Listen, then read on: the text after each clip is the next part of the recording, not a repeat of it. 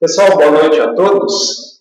Nós vamos dar início à nossa live desta noite e, desde já, se possível, quero que você possa pegar sua Bíblia. Nós vamos dar continuidade aos nossos estudos de quarta, lembrando aos irmãos que todas as quartas-feiras nós estamos estudando uma porção do capítulo 8 da carta do apóstolo Paulo aos Romanos. Nós começamos algumas quartas atrás, no capítulo 8, a partir do versículo 18 até o versículo 25, e a última quarta nós pudemos então estudar uma segunda porção, que se encontra então a partir do versículo de número 26 até o versículo de número 27.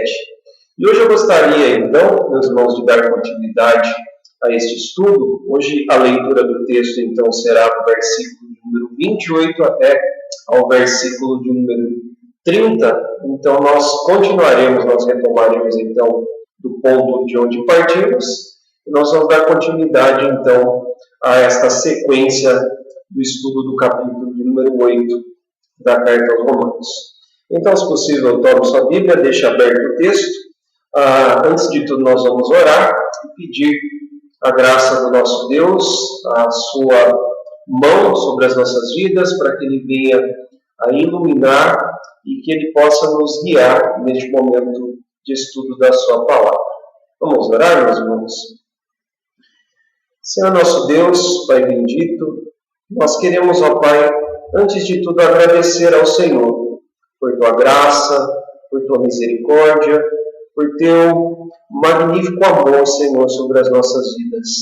Agradecemos a Ti, ó Pai, porque o Senhor tem colocado em nossos corações a paz que excede todo entendimento, a paz do Senhor que nos guarda em meio às adversidades, em meio às circunstâncias, Senhor, que nos circundam, mas acima de tudo, nós Te louvamos, Senhor, porque mesmo em momentos tão difíceis, ó Pai, o Senhor tem sido bondoso para com as nossas vidas. Nós Te louvamos também pela oportunidade que o Senhor nos concede, para que possamos refletir na Tua palavra, extrairmos dela, ó Pai, tudo aquilo que é necessário para o nosso crescimento espiritual, para a nossa maturidade como cristãos, como filhos do Senhor. E pedimos a Ti, então, Senhor, para que o Senhor, ó Pai, possa operar de forma eficaz em nossos corações a boa semente, para que nós possamos gerar frutos e assim nós possamos crescer no conhecimento do Senhor. É assim que nós pedimos, em nome de Cristo Jesus. Amém. Irmãos, então nós estamos falando nestas quartas-feiras, como eu disse, do capítulo 8 da carta aos Romanos. Lembrando que o título maior, que nós estamos tratando aqui, nós temos como pano de fundo o capítulo número 8, e o versículo é o versículo de número 37, que é um dos versículos centrais aí de todo esse capítulo número 8, onde o apóstolo Paulo faz a seguinte afirmação, de que em todas as coisas nós seremos mais que vencedores por meio daquele que nos amou. Então este é um versículo-chave, que nós chegaremos nesse versículo, mas antes nós estamos caminhando aqui então por este capítulo, e principalmente nesta porção que hoje temos, para que nós possamos compreender a mente do apóstolo Paulo e as afirmações que ele nos traz neste texto sobre a forma como Deus nos tornou, então, mais que vencedores. Os versículos que hoje nós temos diante de nós são o versículo número 28, 29 e 30, são importantíssimos aqui para que a gente possa compreender, então, tentar compreender a mente do apóstolo Paulo. Ele escreve este texto de forma inspirada, mas ele escreve dentro de um contexto maior, e Paulo está caminhando aqui para chegar ao clímax aqui da passagem, e para compreendermos então o desfecho desse capítulo 8, é importante que nós venhamos a compreender muito bem a forma de pensamento com a qual o apóstolo Paulo escreveu esta porção. Eu quero fazer a leitura do texto neste momento. Se possível, eu peço que você acompanhe comigo a leitura então desses 3 versículos. Diz assim a palavra do nosso Deus, Romanos 8, do 28 ao 30. Sabemos que todas as coisas cooperam para o bem daqueles que amam a Deus, daqueles que são chamados segundo o seu propósito. Porquanto, aos que de antemão conheceu, também os predestinou para serem conformes à imagem de seu Filho, a fim de que ele seja o primogênito entre muitos irmãos. E aos que predestinou, a esses também chamou. E aos que chamou, a esses também justificou. E aos que justificou, a esses também glorificou. Então, este é o texto que temos. E eu quero, juntamente com vocês, esmiuçar aqui estas palavras que o apóstolo Paulo, então, nos trouxe neste capítulo. Antes de nós entrarmos propriamente no versículo número 28, é sempre salutar que nós venhamos a compreender aqui, então, a progressão do pensamento do apóstolo Paulo. Eu quero te lembrar que na semana passada, ou seja, na quarta passada, nós falamos no versículo número 26 e 27, questões que são importantes sobre a obra do Espírito Santo dentro deste momento aqui que o apóstolo Paulo coloca para nós no capítulo 8, como uma visão da glória, uma visão da restauração de todas as coisas em meio ou por meio do sofrimento. E neste momento onde o apóstolo Paulo nos mostra aqui também a questão do sofrimento, acima de tudo, Paulo nos mostra que nós temos um companheiro junto a nós, como nós falamos aqui, um certo tipo de treinador que não somente está ao nosso lado, mas que ele está em nós, produzindo em nós a esperança que o apóstolo Paulo já fez menção, ali no versículo número 25, e por meio desta obra do intercessor aqui, como o apóstolo Paulo já nos informou, que é o Espírito Santo, nós somos ainda mais fortalecidos nesta esperança. E segundo nós vimos ali, a afirmação de Paulo é que a obra do Espírito Santo de Deus, ela é importantíssima em nós, justamente porque em momentos de tribulação, de sofrimento, a nossa oração muitas vezes ela é equivocada. Nós não conseguimos orar de forma correta no meio do sofrimento, porque a nossa mente, como humanos, como seres finitos, ela tem dificuldade em compreender os eternos propósitos de Deus, principalmente no meio do sofrimento. Então é por isso que Paulo diz que nós precisamos do Espírito de Deus, é por isso que nós precisamos dessa intercessão, não somente de Cristo Jesus por nós, mas também do Espírito Santo, que intercede por nós, segundo a informação do versículo 26 ainda, com gemidos inexprimíveis, ou seja, a forma que o Espírito Santo, como nosso intercessor, intercede por nós, é uma forma que Paulo diz que não pode ser expressa por palavras. E somente ele pode produzir essa intercessão eficaz a Deus Pai, justamente porque ele também é o próprio Deus, ou seja, ele conhece a mente de Deus e o próprio Deus conhece a mente do Espírito, e por causa disto, então, ele pode interceder de forma eficaz, segundo a vontade de Deus pelos santos.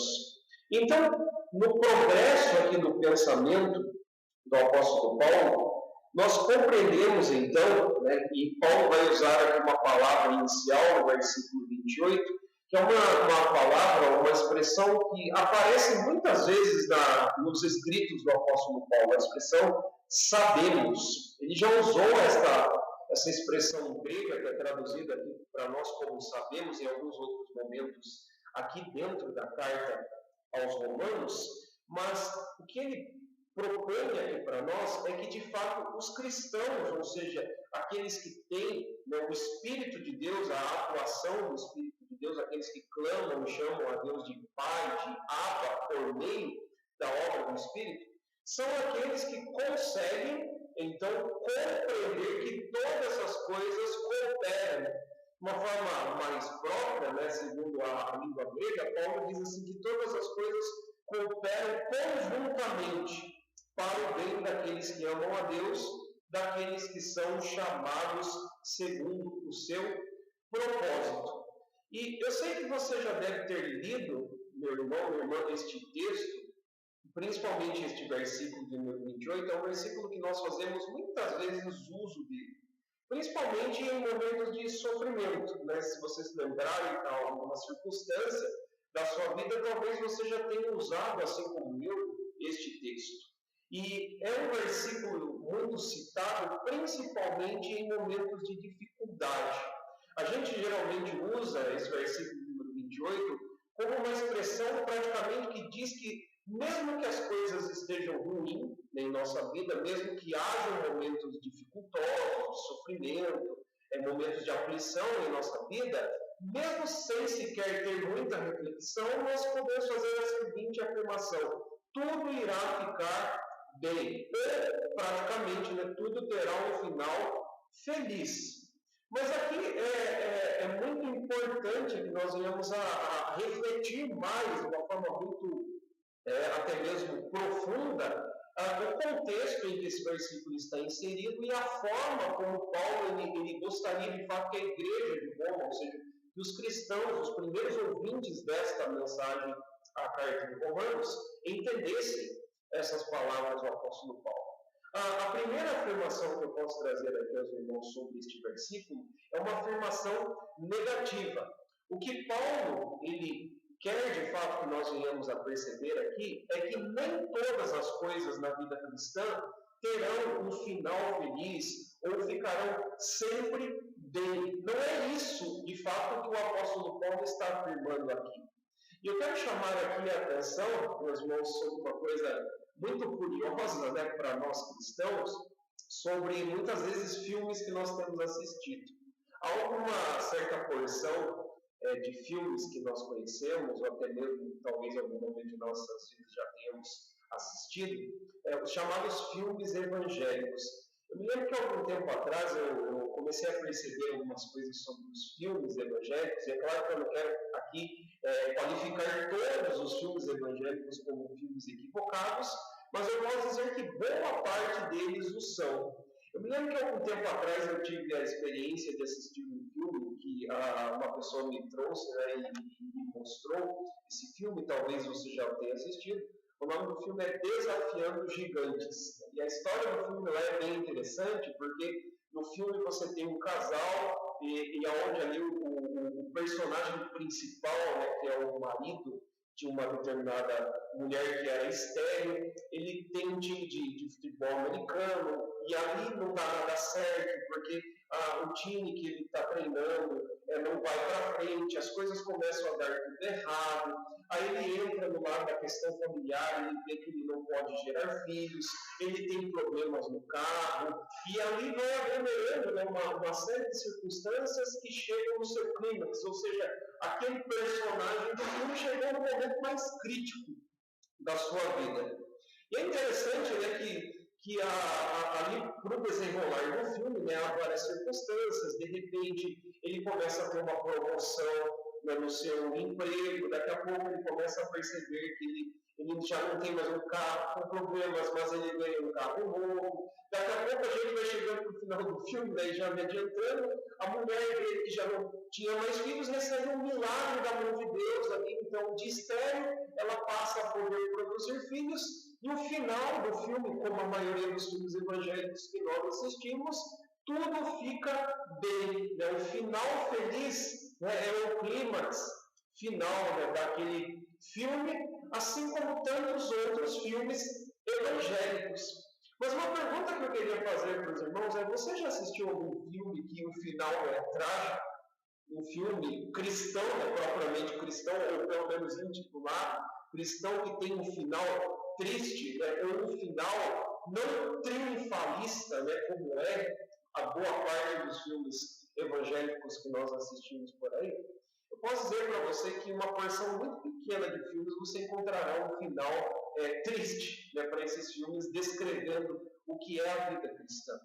E por que eu estou falando isto, meus irmãos? Porque, na verdade, quando Paulo diz que todas as coisas elas cooperam para o bem daqueles que amam a Deus, Paulo está anulando essa visão equivocada de que se você é cristão, se você é de fato alguém que experimenta a graça de Deus em seu coração, Paulo não está dizendo a cada um de nós que nós não teremos porções de sofrimento, inclusive que esse sofrimento pode até acarretar em um final terrível para nós, que seja a morte. E por que eu penso assim? Porque a própria experiência de muitos crentes, descrito aqui para nós nas páginas da Escritura, nos mostrará este fato.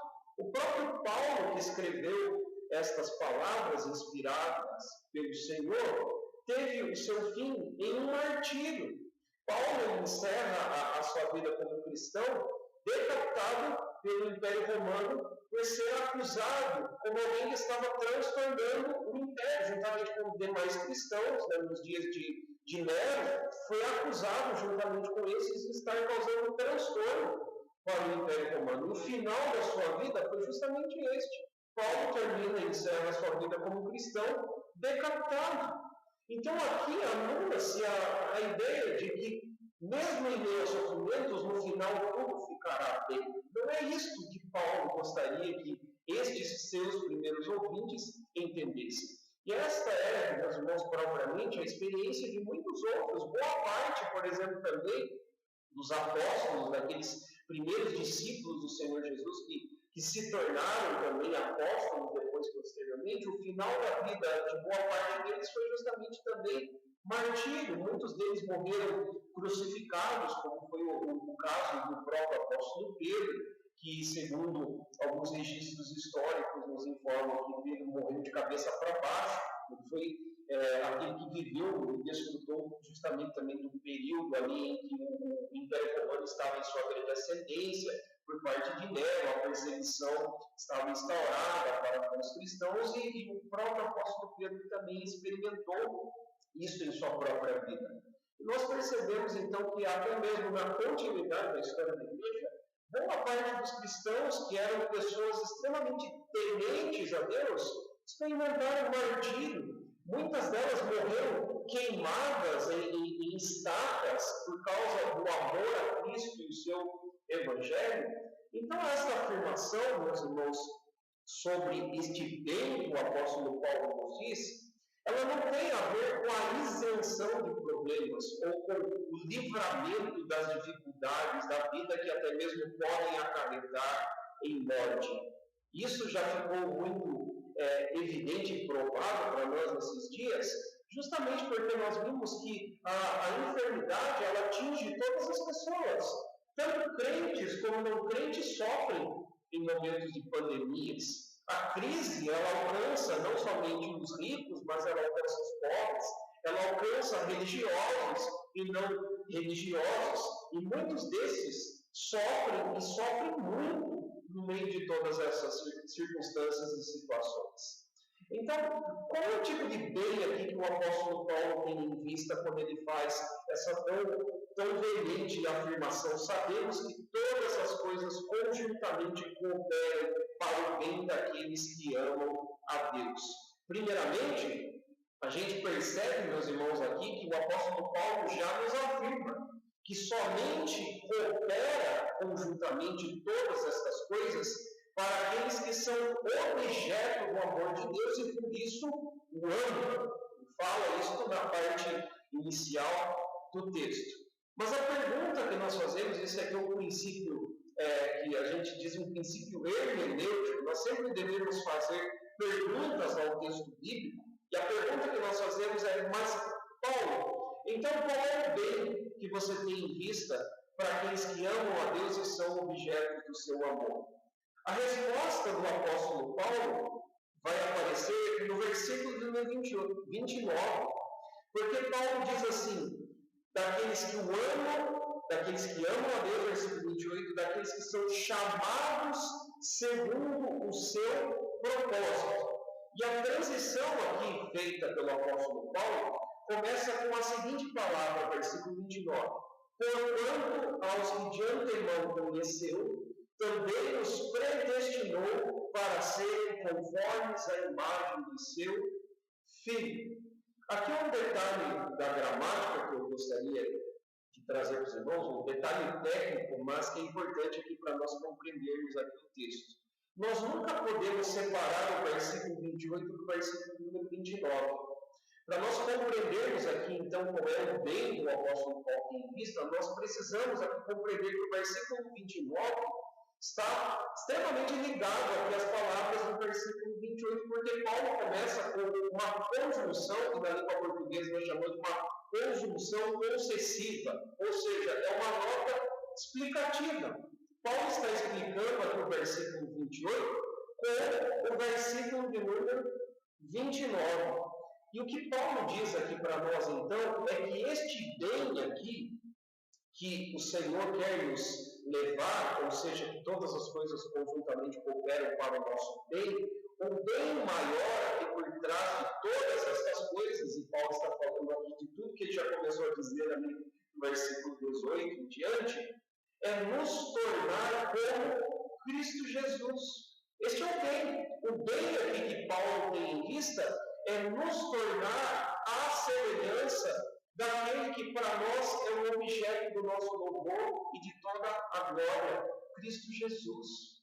Foi Ele em sua vida, ou seja, Cristo Jesus, que experimentou todas as experiências que um ser humano tem, como o homem perfeito que ele é, assim como ele também é, por natureza, Deus. Jesus Cristo experimentou todas as dificuldades que um ser humano tem, seja elas no aspecto psíquico, né, no sofrimento mental, né, no sofrimento que pode acarretar a mente, no sofrimento físico, um dos aspectos, né, do mistério da pessoa de Cristo é justamente porque o Senhor Jesus ele sentiu fome, o Senhor Jesus sentiu tristeza, o Senhor Jesus sentiu angústia, o Senhor Jesus sentiu todos os aspectos da sua integridade que o ser humano tem. É por isso que Paulo, né, ele quer provar para nós, primeiramente, que quem, acima de tudo, sofreu essas experiências como o homem perfeito que era, é o nosso Senhor Jesus. Ele é o modelo máximo de como nós podemos encarar o sofrimento, de como nós podemos vencer o sofrimento. É esse que o progresso que o apóstolo Paulo está querendo nos levar.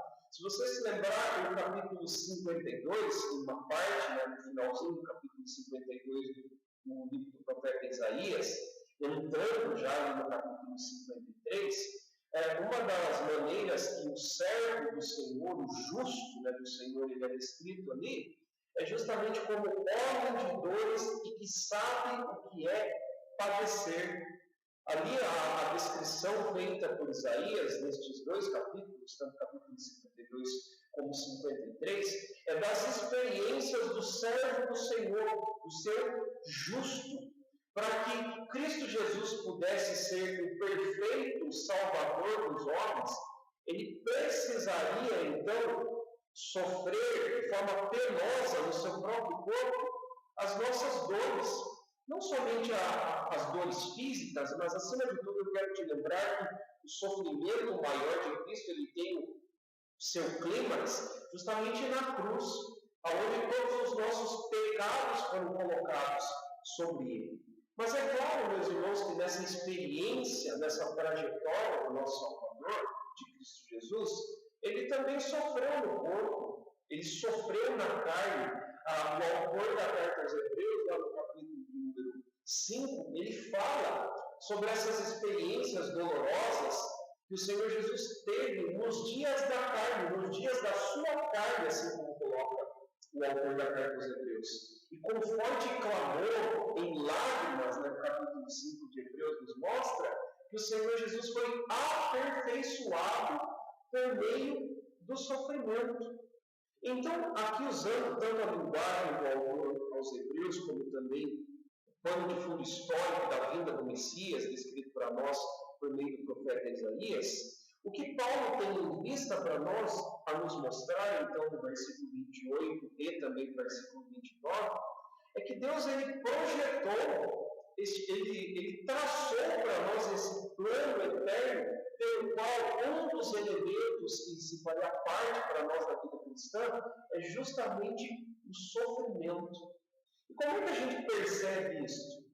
Nós percebemos aqui, então, meus irmãos, que o sofrimento, então, acima de tudo, ele tem em vista para nós fazer com que nós venhamos a caminhar nos mesmos passos que o Senhor Jesus, como modelo maior, deu a nós. Como é que nós sabemos isso aqui pelo próprio contexto? Então, qual é o tipo de bem, então, que o apóstolo Paulo está querendo nos levar? Perceba que no versículo 18, aí, no capítulo 8, Paulo já começa com uma seguinte afirmação. Ele começa dizendo para nós que ele tem por certo que os sofrimentos do tempo presente eles não podem ser comparados com a glória que há de ser revelada em nós.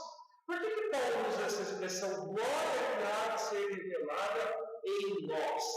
Justamente porque ele quer mostrar que quando Cristo Jesus morreu na cruz, não somente expiando os nossos pecados, mas também consumando a sua obra, o mundo a partir de então está agora sofrendo alterações, e o primeiro a ser fruto, a colher os frutos benéficos desta obra do Senhor que será consumada, somos nós. Aonde que nós estamos sofrendo esta transformação benéfica?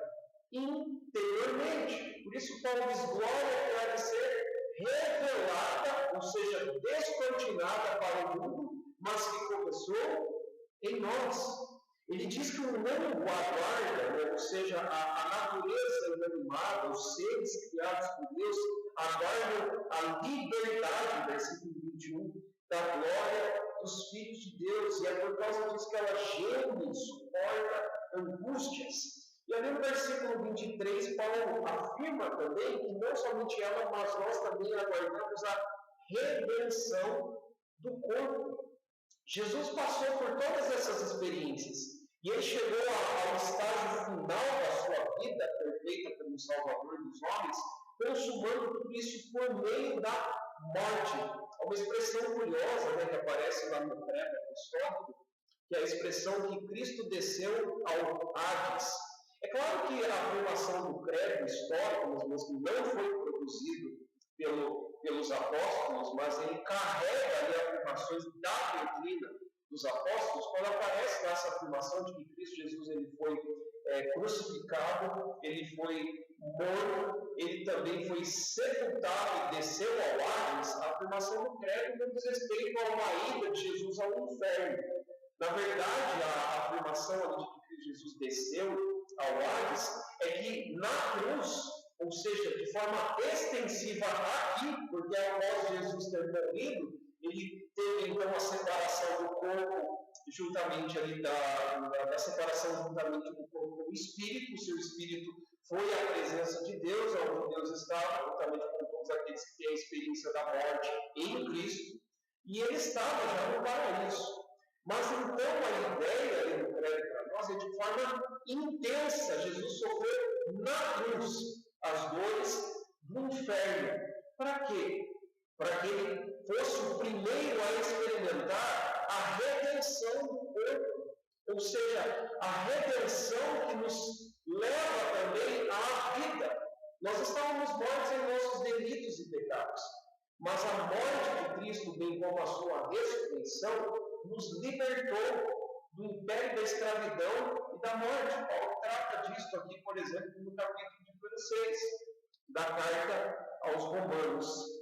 Então, no progresso aqui do pensamento de Paulo, quer dizer que nós estamos caminhando para o bem maior, nós estamos caminhando para sermos como Cristo. Cristo passou por todas as experiências, mas a experiência máxima da vida de Jesus foi vencer a própria morte. É por isso que Paulo está caminhando nessa esperança. É por isso que Paulo diz que nós sabemos, é somente o crente que pode compreender estas coisas, que elas estão conjuntamente cooperando, o sofrimento, as dores, os pesares, estão cooperando para nos tornar como Cristo Jesus em todas as suas experiências como homem perfeito que ele o foi, e ele o é como Deus perfeito também. Mas há aqui também uma segunda, mesmo afirmação, que nós podemos tirar, então, deste texto. A primeira que nós compreendemos, então, é justamente que este bem que o apóstolo Paulo fala é nos tornar como Cristo. A segunda pergunta que nós fazemos aqui no texto é qual a maneira que o Senhor, então, ele faz, ele produz este bem em nós. A primeira que nós podemos compreender aqui como a maneira que o Senhor faz isso conosco, é o que Paulo já vem falando aqui no capítulo de número 1 da carta aos Romanos, até chegarmos no primeiro verso do capítulo de número 8. Paulo diz que toda a obra de Cristo, conjuntamente, faz com que nós venhamos a experimentar este bem. Paulo já começa o capítulo de número 8 afirmando que a obra consumada de Jesus na cruz nos dá uma nova posição. A nossa posição hoje não é mais de condenados, não é mais uma posição de mortos nos nossos delitos e pecados e sem esperança e sem Deus no mundo. É assim que Paulo define aqueles que não estão em Cristo lá na carta aos Efésios, no capítulo 2. Esta é a condição das pessoas que ainda não conheceram o Evangelho, que ainda não obtiveram essa experiência regeneradora do Espírito Santo em seus corações. É por isso que nós já experimentamos o bem, não é o bem que é possível ser experimentado, mas nós já estamos provando do bem de Deus, deste bem maior, dessa experiência real que o próprio Cristo experimentou em sua vida, nós também já estamos experimentando, porque nós já estamos em uma nova posição ao lado de Cristo Jesus. E como eu disse, se a gente ler toda a carta de Paulo no capítulo 1 até este capítulo 8, você vai ver Paulo gastando, por exemplo, 3 capítulos, que são os 3 capítulos iniciais, para mostrar que a nossa condição antes era de estarmos debaixo da ira de Deus, com olhos irados de Deus, por causa dos nossos pecados, por causa dos nossos desvios morais, por causa das nossas idolatrias, e não somente os gentios, mas também os judeus, também os religiosos se encontravam nesta posição, porque todos pecaram e estão aquém da glória de Deus. Mas nós, hoje, por causa da obra de Cristo, então podemos experimentar este bem maior. A segunda maneira também vista aqui, na carta aos Romanos, que produz em nós o conhecimento deste bem maior, que nos torna semelhantes a Cristo Jesus, o nosso irmão maior, nós vamos perceber essa linguagem quando Paulo diz o primogênito entre muitos irmãos, eu já vou explicar o que isso significa, mas a gente percebe que dentro da carta de Paulo aos Romanos, que uma das formas de Deus nos conduzir a este bem maior e nos tornar como Cristo Jesus, aparece lá no capítulo número 5. Se possível, abra comigo aí rapidinho o capítulo 5 de Romanos, versículo do número 1 até o versículo de número 5 deste capítulo. Nós nos lembramos que neste capítulo o apóstolo Paulo faz duas afirmações aí importantes para nós, de forma inicial, que aparecem ali no versículo 1 e 2, sobre bênçãos que nós temos por intermédio da justificação. É assim que Paulo começa o capítulo 5. Ele diz justificados, pois, uma forma conclusiva, que Paulo diz justificados, pois, mediante, ou seja, por meio da fé, temos paz com Deus por meio de nosso Senhor Jesus Cristo, ou seja, a primeira bênção que nós desfrutamos em Deus por meio de Cristo é a paz com Deus, ou seja, há uma relação de paz, não mais de inimizade entre nós e Deus. Esta é a primeira bênção. A segunda bênção aí colocada por Paulo é que nós agora temos acesso pela fé a esta graça. Uma das dificuldades tão grandes que nós temos tido nestes dias, meus irmãos, é acesso. Nós temos dificuldade para podermos fazer compras, né? Temos a dificuldade para comprar. Hoje em dia tem toda a questão, né, do uso das máscaras, né? Nós temos que nos adequar a toda a forma imposta hoje pelo governo para nós podermos comprar, usufruir de alguma coisa. Então, acesso para nós é uma das palavras, né, que nós temos tido mais dificuldade nos nossos dias para nos aproximarmos. Temos até mesmo acesso não só às coisas que precisamos, mas para com as pessoas também. Hoje nós temos essa grande dificuldade de podermos ter acesso à igreja, irmos à casa de irmãos queridos, né, podermos ali nos ajuntar, né, podermos partilhar da comunhão cristã.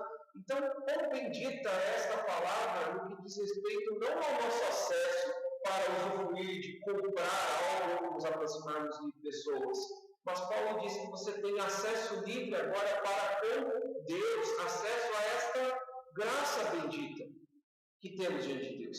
E não somente isto. Aí Paulo usa aqui a terceira bênção que Deus nos dá, que Deus usa para nos tornarmos como Cristo. Versículo 3 aí do capítulo 5 de Romanos, ele diz: e não somente isto, mas também nos gloriamos nas próprias tribulações, sabendo que a tribulação, ela produz perseverança. E a perseverança, versículo 4, experiência, e a experiência, esperança. Ora, a esperança não confunde, porque o amor de Deus é derramado em nosso coração pelo Espírito que nos foi outorgado. Vocês percebem aqui que Paulo está dizendo que uma das bênçãos que Deus nos deu, nos concedeu, para nos aproximar dele mesmo, para nos tornar como Cristo, são tribulações. É interessante que a Bíblia, meus irmãos, ela nunca prometeu nos livrar de tribulações. Há muitos textos da Escritura que nos lembram de que a tribulação ela sempre será um elemento da vida cristã. Por exemplo, eu gosto muito do Salmo 46, é um dos primeiros salmos que eu decorei, principalmente o versículo primeiro, é onde a afirmação do salmista é a seguinte: Deus é o nosso refúgio e fortaleza, socorro bem presente nas tribulações. Perceba que o salmo começa não nos isentando delas, mas ele diz que Deus será presente no meio delas.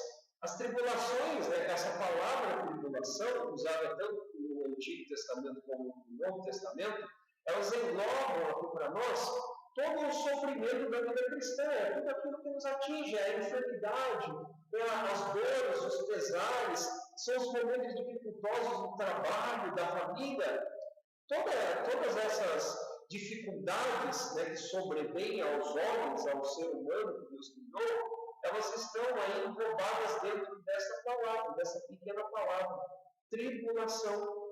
Mas Paulo diz que para o cristão a tribulação ela é benéfica, porque ela produz em nós perseverança.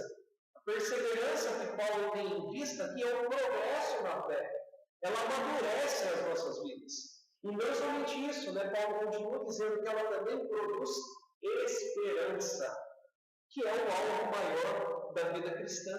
Na jornada cristã, nós sempre somos conduzidos a esta viva esperança, que tanto Paulo faz menção, mas também Pedro faz menção dela em sua primeira carta, quando ele escreve a cristãos que estavam sendo perseguidos diante do perigo iminente da morte. O apóstolo Paulo o apóstolo Pedro, ele faz a afirmação muito parecida aqui com a do apóstolo Paulo, dizendo que é esta esperança que está nos conduzindo a uma fé invisível, porque nós não vemos Cristo, e como também nós não podemos ver o próprio Deus que é Espírito. Mas esta fé, sendo alimentada pelo Espírito de Deus em nossos corações, produz esperança. E sabe, meus irmãos, eu acredito que essa seja a sua experiência, assim como é a experiência de qualquer crente. Nós percebemos que nós nos tornamos crentes melhores no meio das tribulações. A gente percebe que uma das experiências, uma das formas de Deus sempre nos aproximar para perto dele, é justamente por meio das tribulações. Às vezes, lendo os evangelhos, ontem mesmo eu estava fazendo a leitura de um texto, que é um dos textos que eu acho muito bonitos, né, na descrição do evangelista Marcos, lá no seu capítulo 5, quando ele faz o relato da cura da filha de Jairo. Jairo era o chefe da sinagoga, um homem de influência, né, um dos homens de maior influência ali dentro do povo judeu. Mas no momento de tribulação da sua vida, ou seja, um perigo iminente da morte da sua filha, Jairo experimentou, através da tribulação, através do sofrimento, o caminho para ele poder se aproximar daquele que queria experimentar a própria morte. Foi a tribulação, né? Foi o sofrimento que conduziu Jairo a ver que ele não tinha escape, ele não tinha outra coisa a não ser se jogar aos pés de Cristo e pedir solução para o perigo iminente que eles estavam a enfrentar. Então, de uma forma muito benéfica, ou seja, de uma forma muito misteriosa, o Senhor conduziu Jairo, o chefe da sinagoga, para se aproximar e conhecer Cristo. Esta é a maneira, né, que o Senhor ele usa para nós, para que nós possamos nos tornar co-participantes, né, do ministério, da vida de Cristo, nos tornarmos como Cristo Jesus. Então, Paulo diz que este é um elemento importante, esse é o segundo elemento, não só a obra de Cristo, mas junto com ela também as tribulações que produzem esperança, produzem perseverança, mas também propriamente o próprio Espírito de Deus está trabalhando em nós e por nós, para que nós possamos compreender este supremo bem que o Senhor está operando em nossas vidas. Nós vimos aqui que é importantíssimo o Espírito Santo de Deus em nós, intercedendo por nós com suspiros, né, que é a palavra grega usada por Paulo para gemidos, ela também traz essa ideia para nós, o Espírito Santo suspirando, né, mas de uma forma incontestavelmente diferente de cada um de nós, porque ele ora de forma eficaz, ele pede ao Pai por nós de forma eficaz, porque ele está junto de nós, sofrendo conosco as nossas tensões, sabendo que, à semelhança de Paulo, nós nos encontramos também em muitos momentos não compreendendo como Deus pode usar, né, todas essas coisas para o nosso bem. E aí que nós nos lembramos, meus irmãos, de trechos tão maravilhosos da Bíblia, como é, por exemplo, a história do próprio José, em Gênesis capítulo número 50, no desfecho, né, de toda aquela história de José. José compreende que todo aquele sofrimento, depois de ser preso, depois de ser traído pelos seus próprios irmãos, lá no versículo 20 de Gênesis capítulo 50, José compreende que o Senhor sempre levará toda a tribulação a um fim glorioso, a um bem maior. Ele descreve a experiência própria dele. Eu quero te lembrar que José é um tipo de Cristo, né? Toda a experiência que José teve lá como escravo no meio dos seus irmãos, propriamente também depois entrando ali na vida do Egito, ela representava os próprios sofrimentos, as próprias perseguições, a própria traição, a própria venda que o Senhor Jesus sofreria para morrer e morrer por nós na cruz. Então, esta é a forma benéfica que o Senhor usa para nos mostrar que sempre existirá um bem maior, que os propósitos eternos de Deus, o Deus que nos escolheu desde toda a eternidade, porque o versículo 28 diz que nós somos chamados segundo o seu propósito. Versículo 29 diz que ele nos escolheu, né, de antemão, nos conheceu, nos predestinou, ou seja, já havia um propósito decretado, um propósito eterno, uma história eterna que o Senhor já havia escrito sobre as nossas vidas, sobre cada um de nós, no qual o elemento essencial para esta nossa história seria o sofrimento. É por isso que, então, Paulo diz que quem é beneficiado por este bem que nos torna como Cristo são aqueles que amam a Deus. Como eu disse já, aqueles que foram alvos primeiramente, porque nós só podemos amar a Deus porque Ele primeiramente nos amou, porque Ele de eternidade a eternidade já nos havia escolhido, já nos havia predestinado, já nos havia conhecido. E a palavra conhecer que aparece aqui no versículo 29, ela diz respeito a conhecimento relacional. Não diz respeito somente a Deus por ser Deus, em essência, ter o conhecimento de todas as coisas, saber quem nós seríamos. Não. Deus já havia estabelecido que Ele iria também se relacionar com aqueles que foram objetos desde toda a eternidade do seu amor. E como eu disse, é interessante que o versículo 29 termina com a seguinte expressão: a fim de que Ele, ou seja, Jesus, seja o primogênito entre muitos irmãos.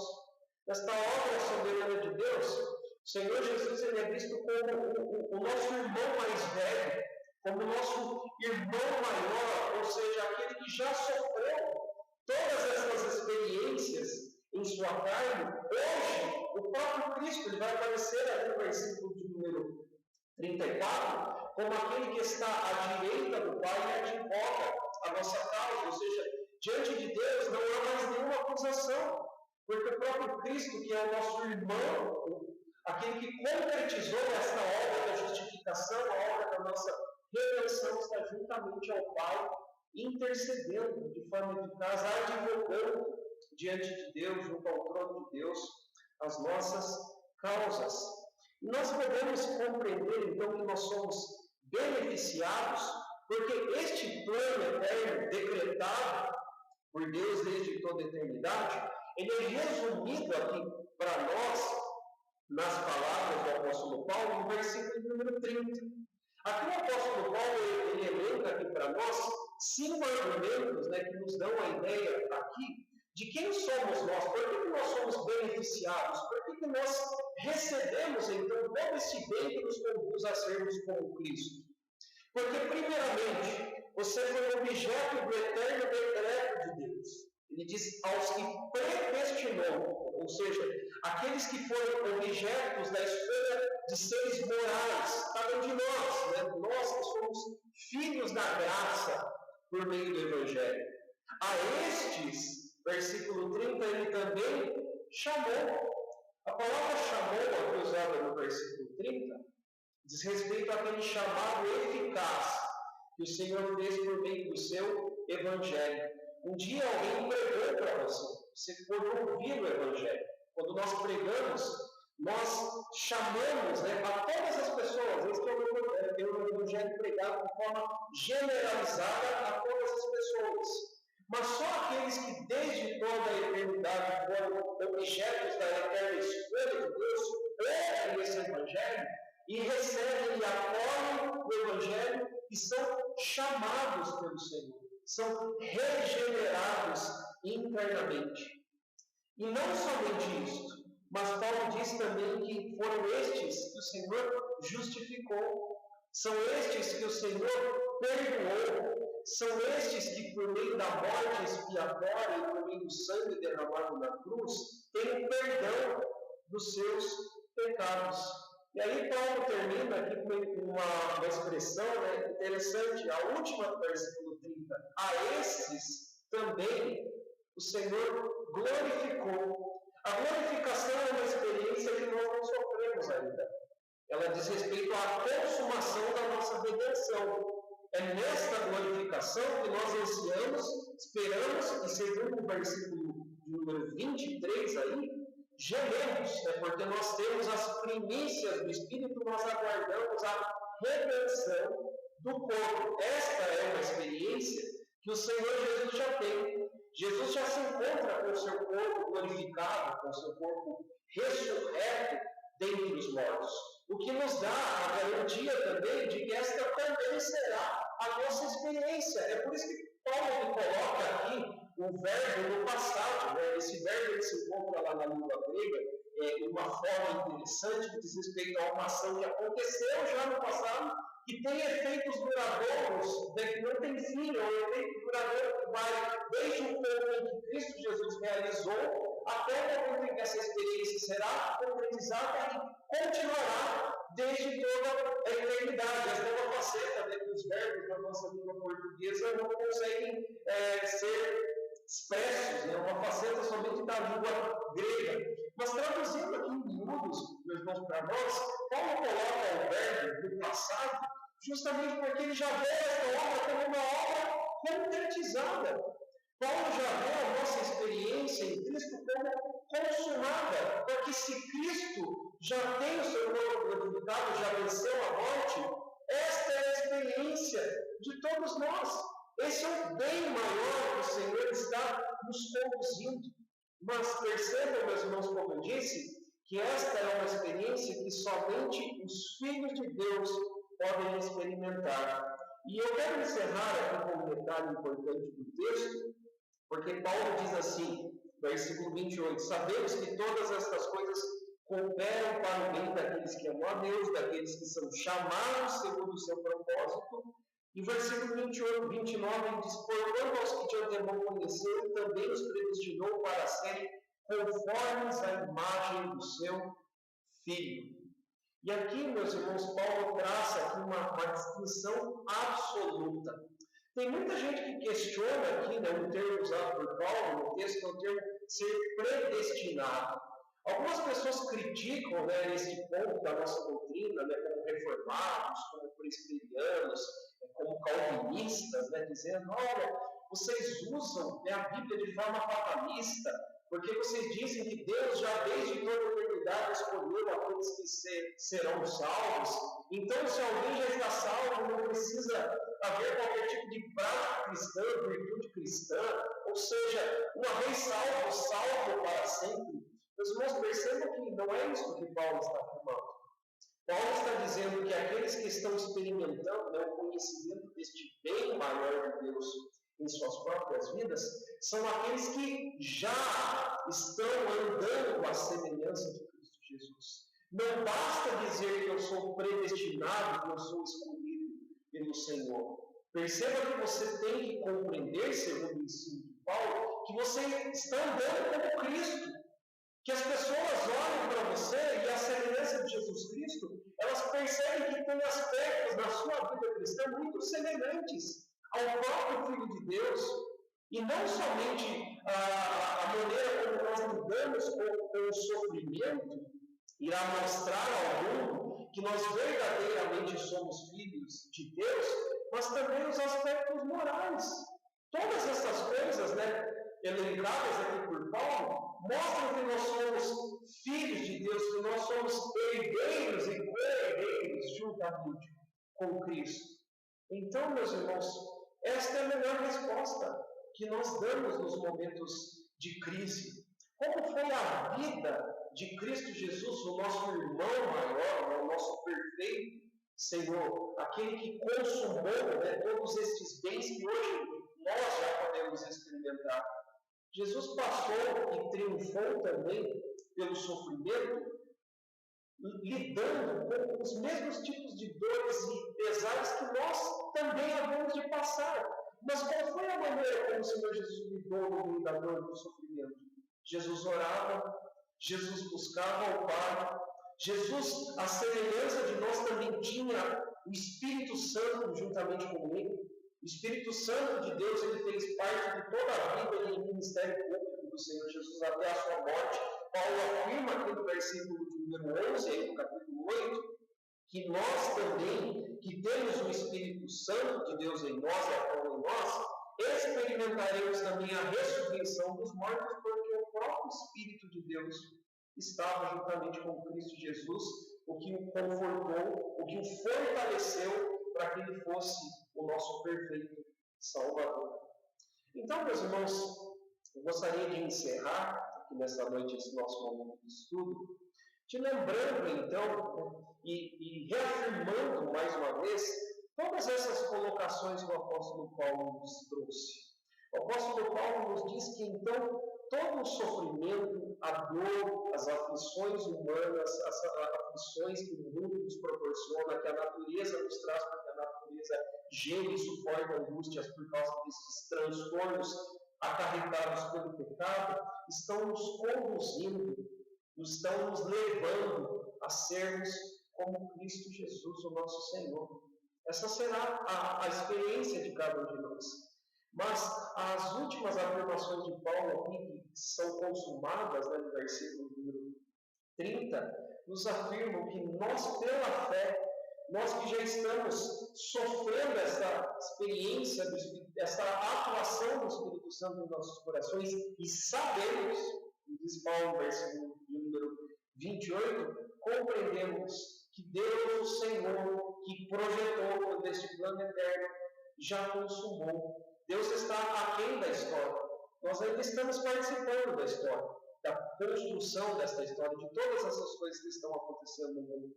Mas o Senhor, que é soberano, que é eterno, que já decretou e escreveu essa história desde toda a eternidade, sabe que a semelhança do seu Filho, o fim glorioso do seu Filho, Jesus Cristo, teve na cruz, é o fim glorioso que todos nós, que também somos herdeiros e cordeiros desta herança bendita da cruz, é a experiência que todos nós experimentaremos, a esperança da eterna glória, da eterna consumação de Deus em nós e através de nós, por meio do sofrimento. Você guarde no seu coração essas palavras de esperança, que você possa alimentar a sua fé, a sua esperança na obra da cruz, na obra de Cristo Jesus, nosso Senhor. Que Deus assim nos abençoe. Amém. Eu quero orar com você neste momento. Nós vamos orar agradecendo ao nosso Senhor, ao nosso Deus, por este momento de estudo da sua palavra. Oremos. Senhor nosso Deus, bendito Senhor, louvamos ao Senhor por esta oportunidade bendita que o Senhor nos deu de estudarmos a Tua santa palavra, palavra inspirada, ó Pai, este registro feito pelo apóstolo Paulo, que alimentou a fé de milhares e milhares de cristãos que em muitos momentos foram perseguidos, estavam ultrajados, sofrendo escárnios nos seus dias. O próprio apóstolo Paulo falou destas facetas que todos os cristãos nos seus dias sofreram na parte final desse texto, onde ele vai afirmar de uma forma muito retumbante diante de todos nós, que ainda que a espada nos sobrevenha, ainda que principados e potestades lute contra nós, que ainda a própria morte venha nos alcançar, nós sabemos que em todas essas coisas nós somos mais que vencedores por meio do Teu Filho Jesus. Obrigado, Senhor, porque a Tua palavra ela sempre gera esperança em nossos corações. Que o Senhor escreva na nossa mente e no nosso coração a Tua palavra, para que nós não possamos deixar ela à beira do caminho, mas que ela gere fruto em nossas vidas, que ela nos conduza dia após dia a sermos a imagem e semelhança do Teu eterno Filho Jesus, o nosso Senhor. É no nome dele que nós oramos, que nós agradecemos e pedimos para que o Senhor continue a nos fortalecer no decorrer desta semana. Em nome de Cristo Jesus nós oramos e agradecemos. Amém. Deus te abençoe, eu desejo a você uma ótima noite em Cristo Jesus.